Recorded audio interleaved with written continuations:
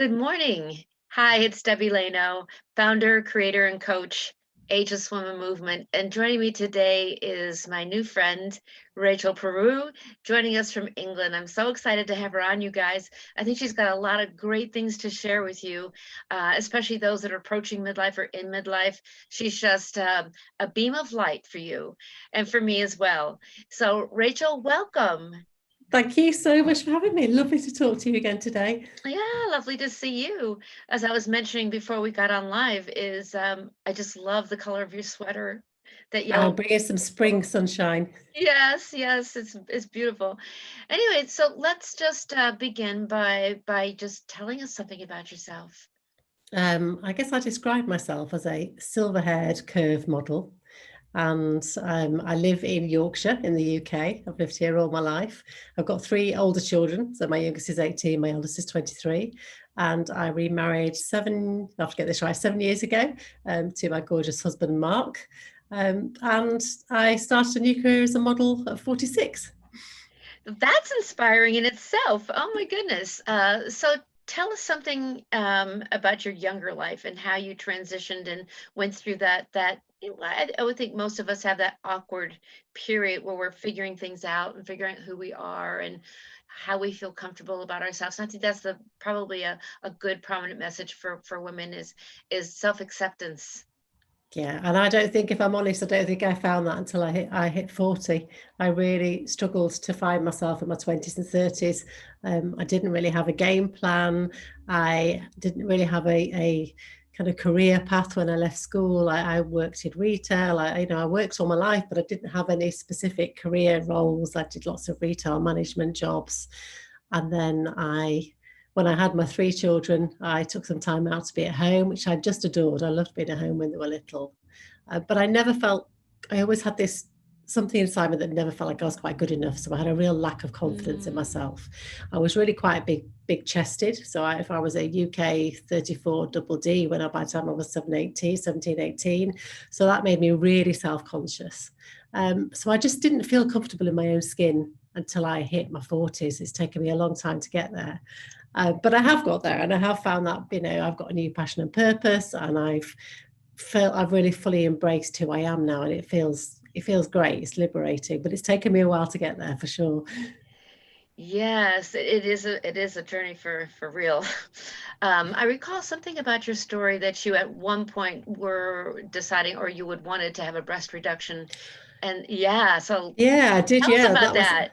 Yeah, I mean, I got to 30 after I'd had my second child, and I really wasn't feeling myself at all. Physically, I felt really unhappy with myself, and there's something just wasn't quite right with me. And I thought in my head, if I had a breast reduction, then that would be the answer. I would feel like I could fit in. I could wear a backless dress like all the other women my age, and feel like I was really, part of that gang.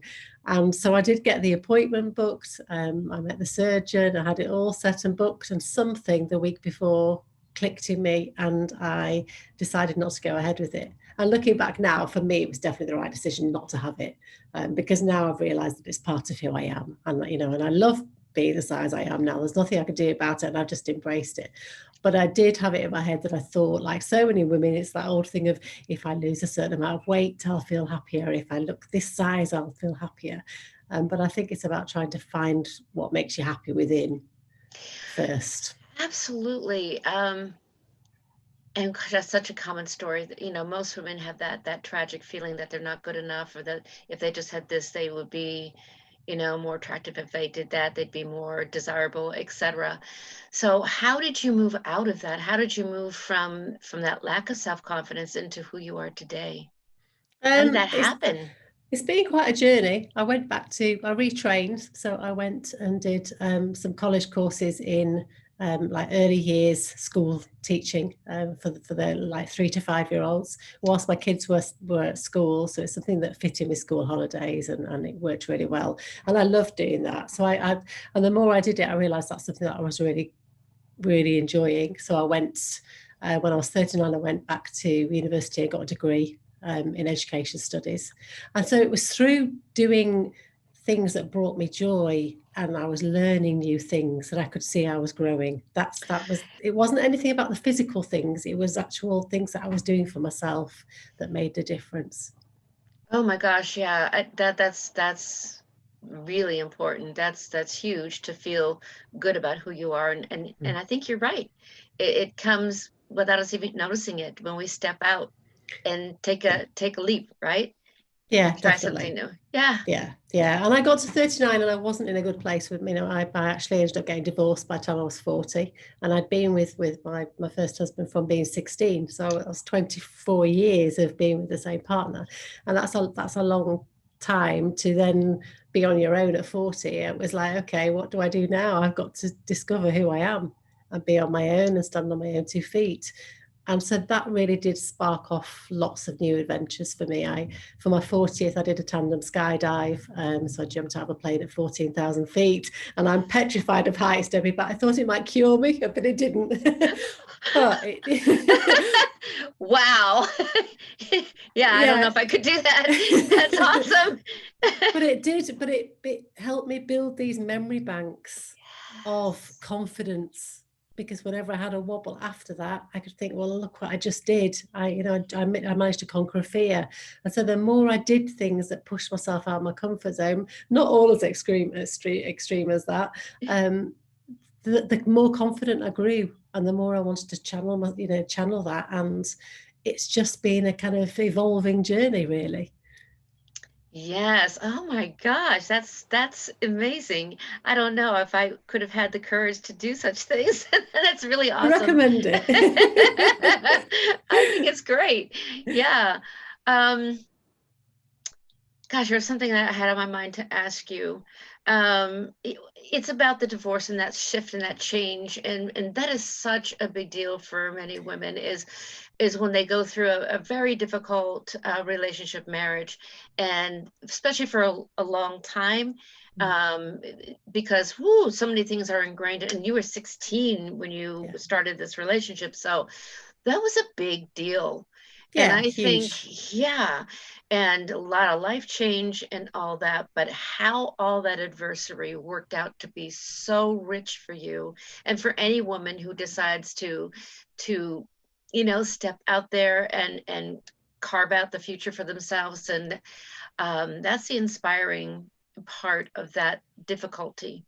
Yeah, and I think, you learn so much about yourself in that time. And, whilst I wouldn't wish it on anybody, it's really difficult. But if it's something that you do have to go through, there are lots of positives afterwards. You have got this opportunity to reinvent yourself and to really discover who you are and what you like and what you want to listen to and what books you like to read. It's a whole new adventure about finding yourself.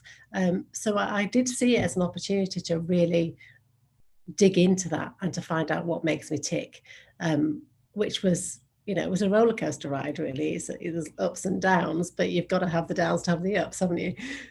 You do. And for women, when you're raising children, pretty often we're last. So we really don't know who we are sometimes when we arrive at 40 and beyond. So that's really cool that you took that time for yourself and really found out who you were. It sounds like such a simple thing, but I mean, it's true. We really lose ourselves along the way. Definitely. And I think, even if you're not going through that, I think when women get to 40, they do have this sense of loss and don't really quite know where they fit in society, because quite often it's a time when older children may be fleeing the nest and going off to university or colleges. They might be looking after older parents. The husband's busy with his career, and it's really a strange time for women in their 40s and 50s. And I think there's lots to Yes. contend with. Oh, I've never looked at it like that before. That's very true. That's very true. So let's talk about what you're doing today. You're doing so many cool things today. I mean, how did the whole swimsuit thing came about? That is so fascinating. So I started this new career as a model at 46. I had no aspirations whatsoever to do modeling in my 20s and 30s. I would have just been running down the street saying no if somebody had have asked me when I was younger. But I'd been volunteered by a close friend. Actually, on my 40th year, I did a charity fashion show for a local charity. And I really enjoyed it. I came off the stage really buzzing and thought, this is really fantastic. And it gave me such a boost of confidence. And I really would encourage any women that get an opportunity to volunteer in something like that to do it, because it's really good. It's empowering. I think it makes you feel really empowered. So I've done it for 10 years now. And the more I did it, the more I loved it. And the photographer was saying, you're really photogenic. Have you thought about modeling? And I hadn't, but then I thought, well, actually, I was 45, 46. I just stopped colouring my hair. So my hair was very short, pixie cut, but white grey, this colour now. And my youngest child was at secondary school. So I had a lot more freedom. So I thought, actually, what have I got to lose? So I sent off photos to model agencies across the country and got chosen by represented by a London agency immediately, and have been working ever since, which is, it's an amazing new direction that I could never possibly have envisaged. That's so exciting. That's so exciting. And, Yeah. I would never have, when I went into it, I thought it might be kind of lifestyle fashion clothes, which it would have, I still do and I love, but I never imagined it would be wearing, modeling swimwear and lingerie in my late 40s and 50s. I just didn't think that was going to be on the agenda. So when I got the call from Swimsuits for All, the American brand, to do a shoot with Ashley Graham and Lizzo in the Bahamas for a week, I was like, wow, this is amazing. Just dream country. It was a real pinch myself moment. My goodness. How exciting is that? Yeah, very. But I was 47, and I mean, I have to say that kind of imposter syndrome beforehand really was there. I did have, my husband had to prize me out of the airport toilets to get on the plane because I was so nervous about my own ability to do it. But I came back a different person, Debbie. I came back full of confidence because, there's a moment when I was on the beach surrounded by these amazing other women that are super body confident and are really great advocates for that. And I just thought, actually, I'm 47 years old and look what I'm doing. I can do anything now. So, and it has really stood me in good stead. It's changed the way I think about life, definitely. Oh my goodness, that is a great message.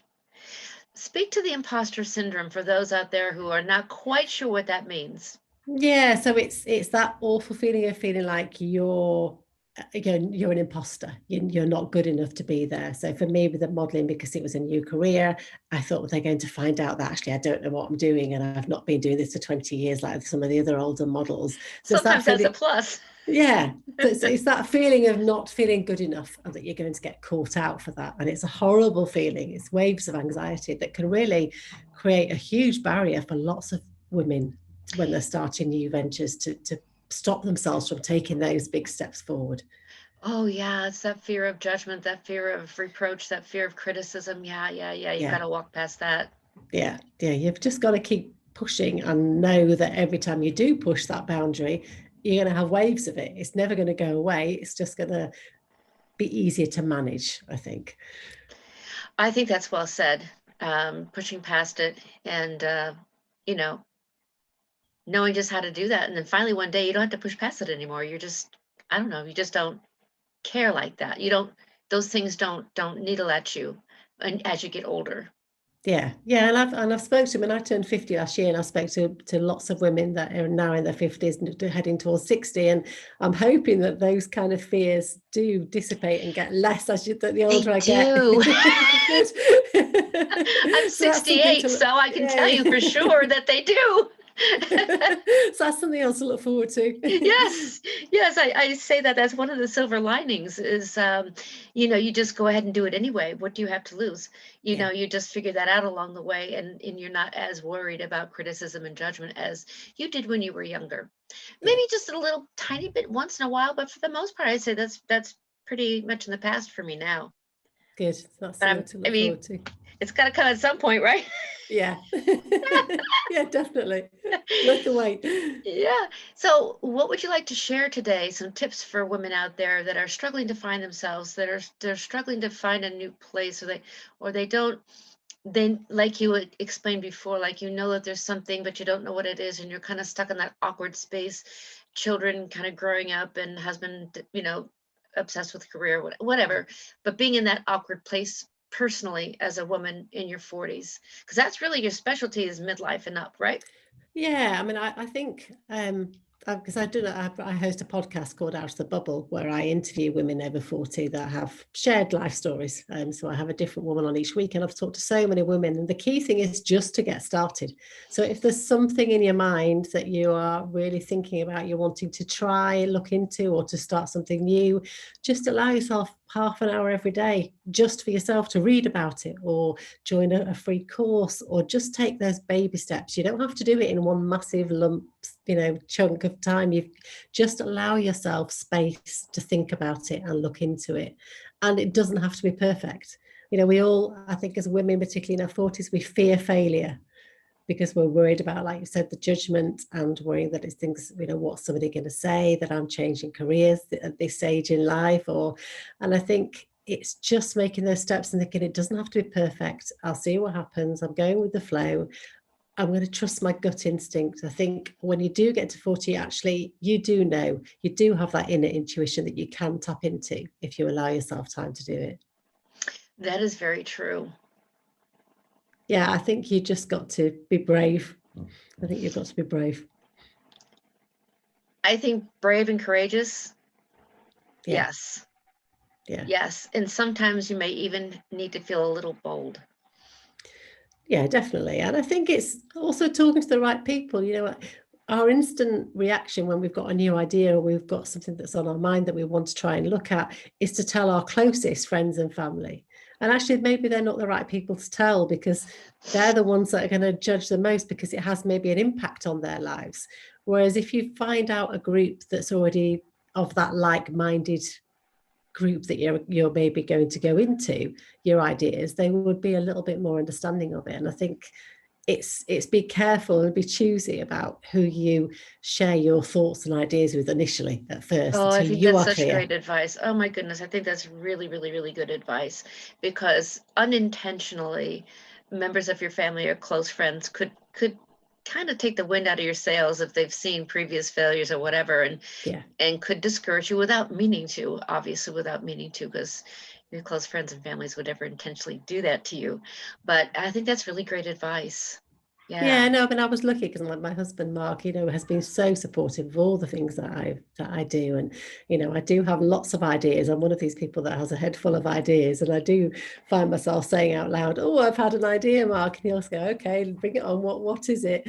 It's hard for your closest to not have that kind of aspect of judgment and worry about, and they want to protect you. And actually, sometimes you don't need protecting. Sometimes you do need to be brave and take those steps and see what happens and get yourself out there.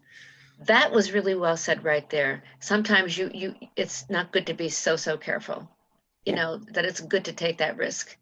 Yeah, because we get towards midlife and think that we've almost been written off by society and that we shouldn't be taking risks. And we're told by society that taking risks is for your youth and your 20s. And actually, it's not at all. It's at any age. And I think sometimes you have to take these risks and jump into things, and say yes more to stuff, because you don't know where it's going to lead to. Oh, that's absolutely true. Yes, I've seen that a lot, especially in the last 3 years of what I've been doing, is just saying yes more often to opportunities and meeting wonderful women. Yeah, Yeah, absolutely. I mean, and that's making been. the time. Yeah, I mean, for me during the lockdown, this being the podcast and connecting with women like yourself, Debbie, it's just been an absolute lifesaver for me, because I've just been able to keep these connections going, and I thrive off making connections with new women that tell me and share their stories. That's what gives me that sense of joy in life. So I think it's tuning into whatever brings you that. Oh gosh, yes. Yes, yes, yes. I'm so grateful for the women that have come into my life, and I love to get to know other strong women who are in that period of their lives, and they're just like not taking no for the answer. They're Yeah, not taking, they're doing new things, meeting new people, feeling still excited about things. And that's those are the type of people that are really fun to be around, for sure. yeah, definitely. Yeah. I'm going to ask you a fun question that you asked me, and I thought it was the best question. What would you say to yourself?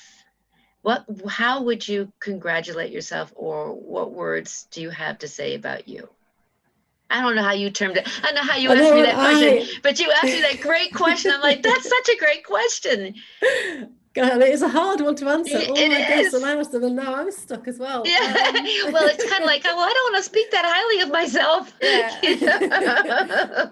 You I would say, Let's just I say you're was, not you. You're sitting outside of you and you're looking at you from the outside and you're saying to you, what would you say to you? I would say Rachel is 100% following her dreams, and she is good enough just as she is right now.